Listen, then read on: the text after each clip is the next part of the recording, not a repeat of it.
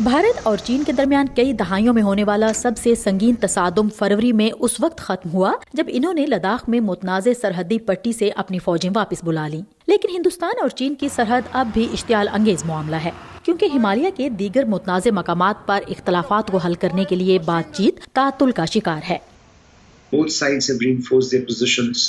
دونوں فریقوں نے اپنی پوزیشن مضبوط کر لی ہے. در حقیقت چین خاصی فوجیں اکٹھی کر رہا ہے، عارضی عمارتی ڈھانچے تعمیر کر رہا ہے اور بھارت کے ساتھ اس طویل سرحد پر طاقت کا مظاہرہ کر رہا ہے.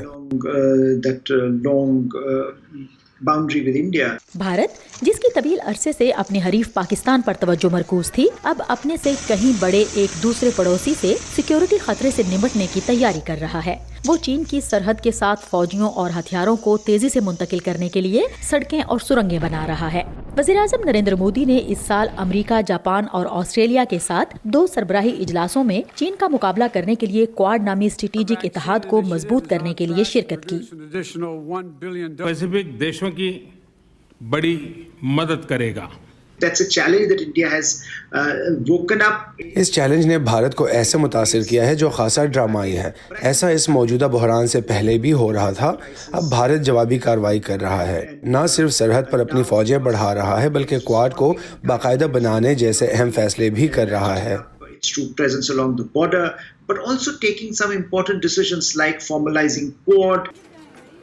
ملک کے داخلی بحرانوں نے بھی نریندر مودی کے لیے مسائل پیدا کیے. کرونا وائرس کی ڈیلٹا نامی قسم پر مبنی وبا کی دوسری تباہ کن لہر نے گرمیوں میں لاکھوں افراد کو بیمار یا ہلاک کر دیا. یہ سب وزیراعظم مودی کے کرونا وائرس کے خلاف فتح کے اعلان کے صرف چند ماہ بعد ہوا تھا. اس کے بعد ان کی حکومت اس کا مقابلہ کرنے میں ناکام رہی. اور آپ کے پاس آکسیجن کی کمی تھی، اسپتال بھر گئے تھے اور لاشوں سے اٹے دریائے گنگا کے المناک مناظر جنہیں بھولنے میں لوگ کافی وقت لیں گے. اس لیے وہ تنقید کا نشانہ بنے. نئی دہلی کے ارد گرد سڑکوں پر ڈیرے ڈالنے والے ہزاروں کسانوں نے مارکیٹ دوست کہلانے والی اصلاحات کے خلاف 1 سال تک جاری رہنے والے احتجاج کی قیادت کرتے ہوئے اس وقت ایک بڑی فتح حاصل کی جب نریندر مودی نے ان قوانین کو ختم کر دیا. یہ ایک ایسے رہنما کی جانب سے ایک غیر معمولی رعایت تھی جس نے اپنے 7 سالہ دور حکومت میں اپنی اتھارٹی کے چیلنج کو شاذ و نادر ہی برداشت کیا ہو. ہمیں بہت خوشی ہے کہ مودی نے قوانین کو منسوخ کر دیا. ہم بہت خوشی سے گھر جا رہے ہیں.